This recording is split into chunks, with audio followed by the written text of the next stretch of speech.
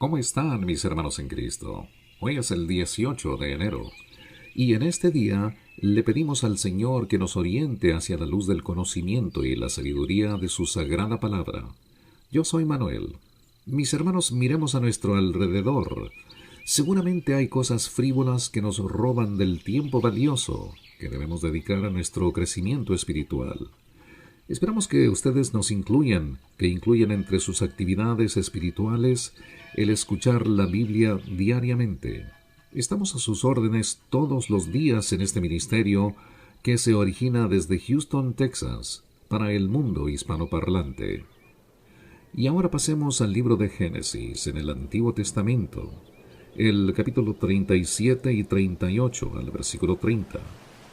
En el Nuevo Testamento, el libro de Mateo, capítulo 12, versículo 22 al 45, Salmos 16 del 1 al 11 y Proverbios 3 del 27 al 32, de la Biblia de las Américas.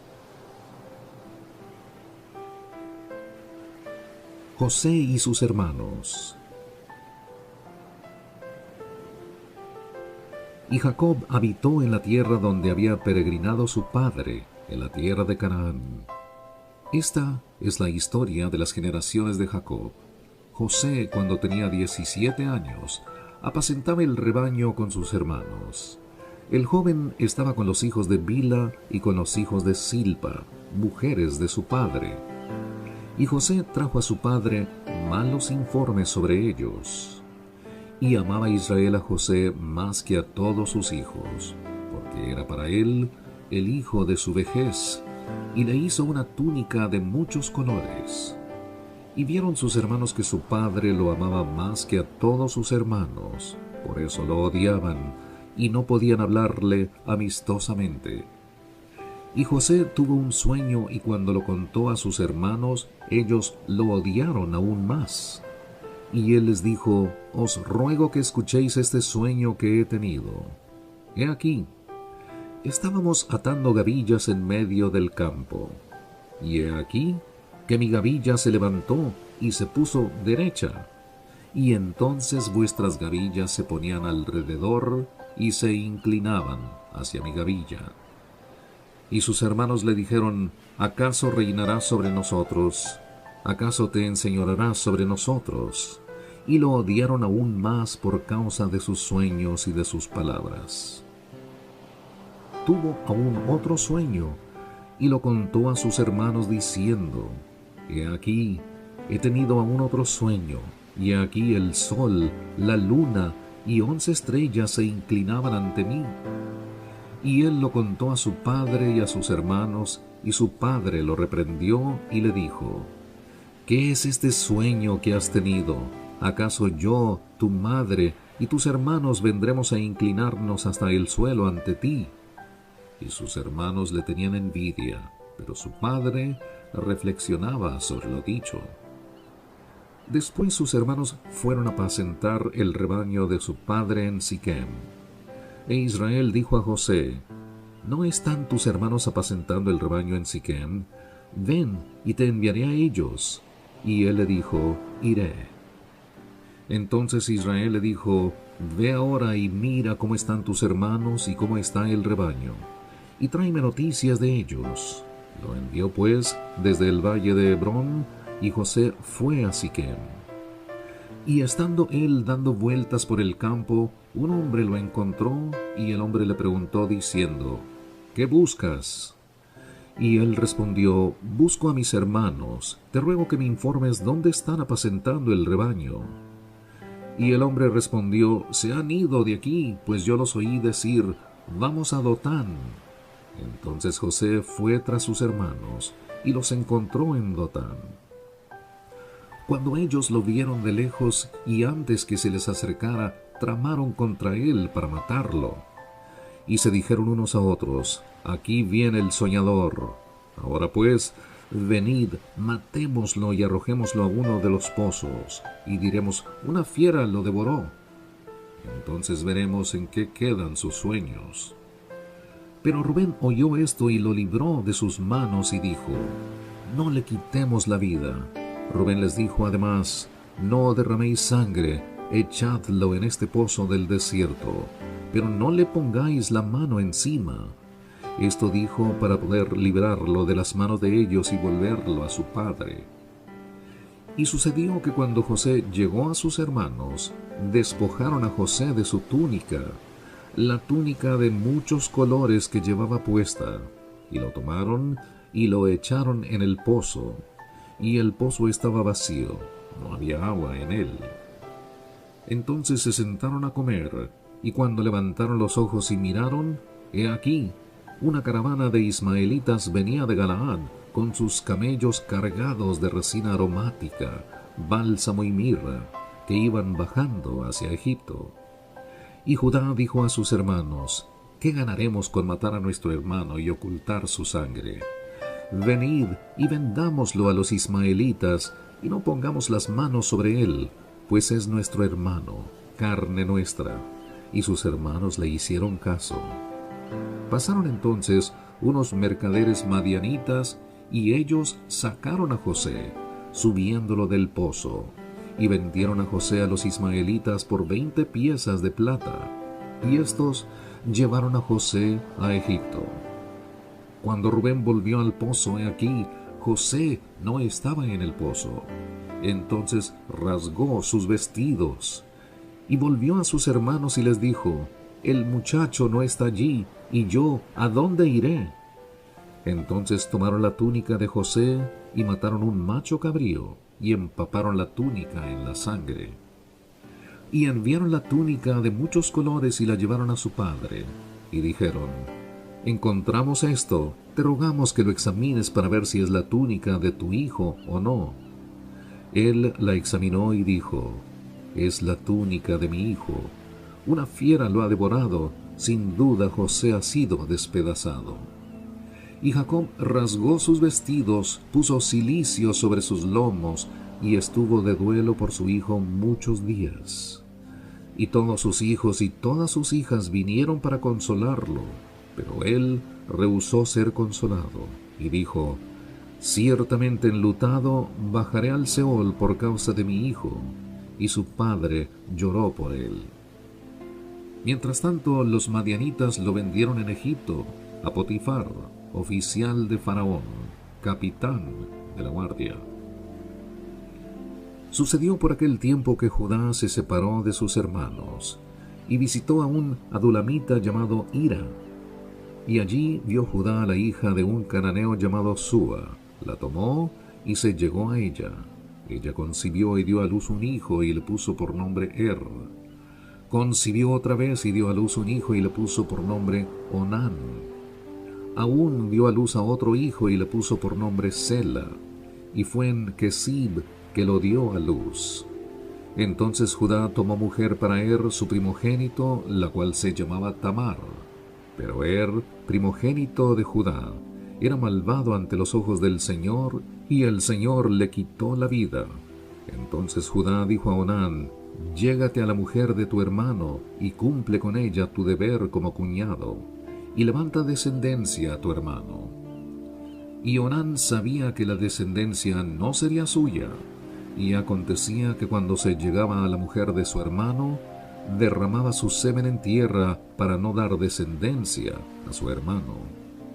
Pero lo que hacía era malo ante los ojos del Señor, y también a él le quitó la vida.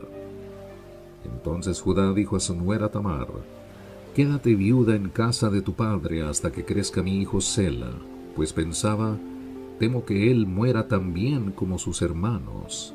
Así que Tamar se fue y se quedó en casa de su padre. Pasaron muchos días y murió la hija de Súa, mujer de Judá. Y pasado el duelo, Judá subió a los trasquiladores de sus ovejas en Timnat, él y su amigo Hira, adulamita. Y se lo hicieron saber a Tamar, diciéndole, he aquí, tu suegro sube a Timnat a trasquilar sus ovejas. Entonces ella se quitó sus ropas de viuda y se cubrió con un velo. Se envolvió bien y se sentó a la entrada de Enaim, que está en el camino de Timnat, porque veía que Sela había crecido, y ella aún no le había sido dada por mujer. Cuando la vio Judá pensó que era una ramera, pues se había cubierto el rostro. y se desvió hacia ella junto al camino y le dijo: Vamos, déjame estar contigo, pues no sabía que era su nuera. Y ella dijo: ¿Qué me darás por estar conmigo? Él respondió: Yo te enviaré un cabrito de las cabras del rebaño. Y ella dijo: ¿Me darás una prenda hasta que lo envíes? Y él respondió: ¿Qué prenda tengo que darte? Y ella dijo: Tu sello, tu cordón y el báculo que tienes en la mano. Y él se los dio y se llegó a ella, y ella concibió de él. Entonces ella se levantó y se fue, se quitó el velo y se puso sus ropas de viuda. Cuando Judá envió el cabrito por medio de su amigo el adulamita para recobrar la prenda de mano de la mujer, no la halló. Y preguntó a los hombres del lugar diciendo: ¿Dónde está la ramera que estaba en Enaim junto al camino? Y ellos dijeron: Aquí no ha habido ninguna ramera. Y él volvió donde Judá y le dijo: No la encontré. Y además los hombres del lugar dijeron: Aquí no ha habido ninguna ramera. Entonces Judá dijo: Que se quede con las prendas para que no seamos causa de burla. Ya ves que te envié este cabrito y tú no la has encontrado. Y sucedió que como a los 3 meses informaron a Judá diciendo: Tu nuera Tamar ha fornicado, y he aquí ha quedado encinta a causa de las fornicaciones. Entonces Judá dijo: Sacadla y que sea quemada. Y aconteció que cuando la sacaban, ella envió a decir a su suegro: Del hombre a quien pertenecen estas cosas estoy encinta. Y añadió: Te ruego a que examines y veas de quién es este sello, este cordón y este báculo. Judá los reconoció y dijo: Ella es más justa que yo, por cuanto yo no la di por mujer a mi hijo Sela. Y no volvió a tener más relaciones con ella. Y sucedió que al tiempo de dar a luz, he aquí, había mellizos en su seno.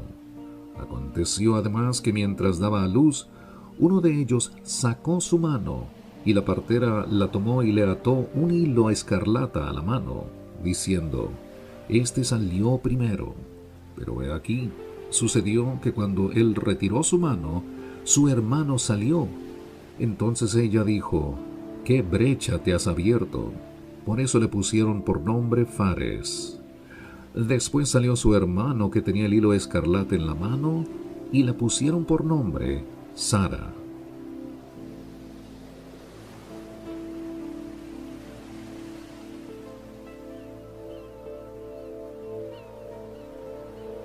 En el Nuevo Testamento, el libro de Mateo, capítulo 12, versículo 22 al 45. Jesús y Beelzebú. Entonces le trajeron un endemoniado ciego y mudo, y lo sanó, de manera que el mudo hablaba y veía. Y todas las multitudes estaban asombradas, y decían: ¿Acaso no es este el hijo de David? Pero cuando los fariseos lo oyeron, dijeron: Este no expulsa a los demonios, sino por Beelzebú, el príncipe de los demonios. Y conociendo Jesús sus pensamientos, les dijo: Todo reino dividido contra sí mismo es asolado, y toda ciudad o casa dividida contra sí misma no se mantendrá en pie. Y si Satanás expulsa a Satanás, está dividido contra sí mismo. ¿Cómo puede entonces mantenerse en pie su reino?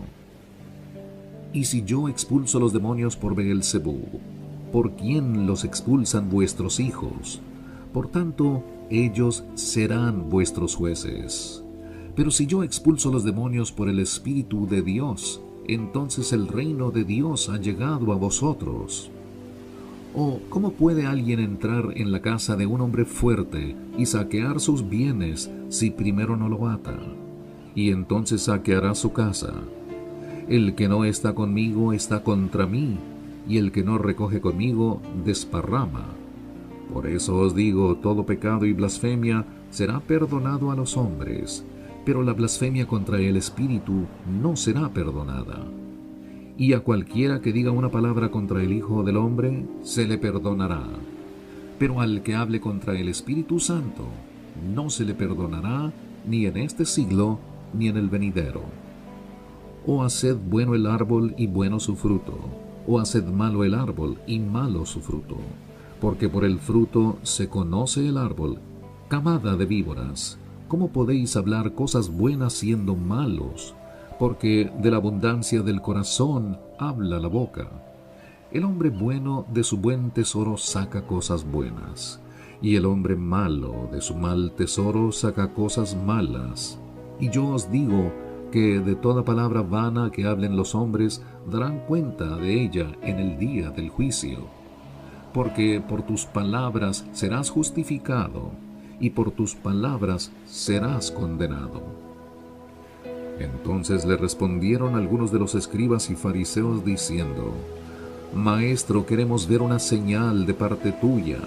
Pero respondiendo él les dijo: Una generación perversa y adúltera demanda señal, y ninguna señal se le dará, sino la señal de Jonás el profeta. Porque como estuvo Jonás en el vientre del monstruo marino 3 días y 3 noches, así estará el Hijo del Hombre 3 días y 3 noches en el corazón de la tierra.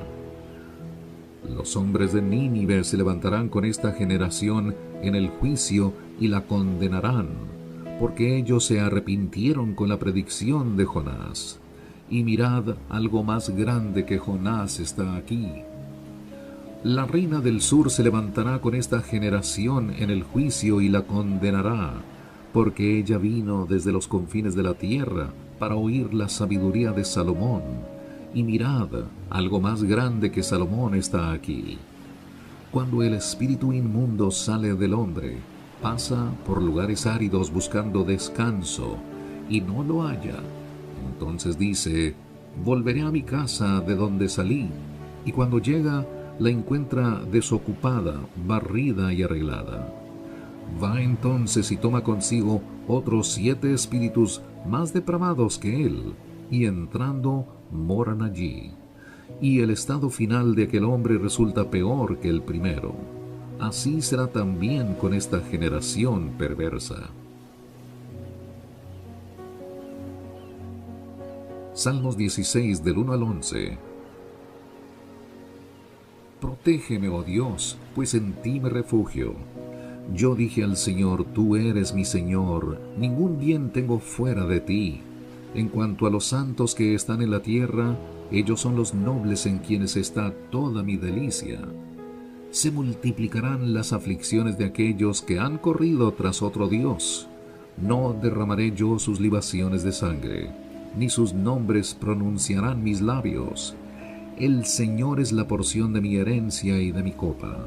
Tú sustentas mi suerte.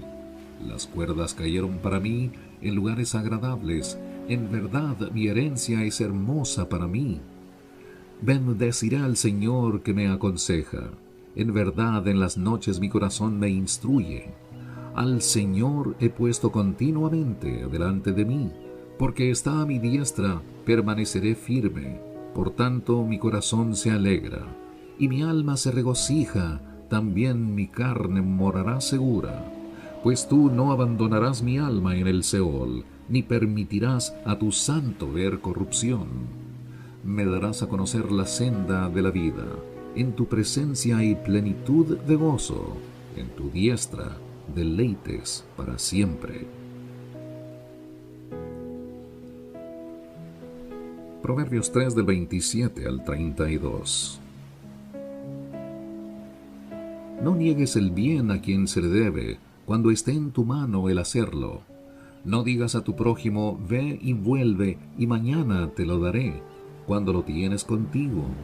No trames el mal contra tu prójimo, mientras habite seguro a tu lado. No contiendas con nadie sin motivo, si no te ha hecho daño. No envidies al hombre violento, ni escojas ninguno de sus caminos, porque el hombre perverso es abominación para el Señor, pero Él es amigo íntimo de los rectos. Mis hermanos, digamos sí a Cristo y no a Satanás. El devorador trata de acabar con nosotros, pero por la gracia de Dios y su Hijo Jesucristo, resultaremos victoriosos. Les habló Manuel. Nos escucharemos mañana si el Señor lo permite. Hasta entonces, que Dios le bendiga con vida, salud y amor.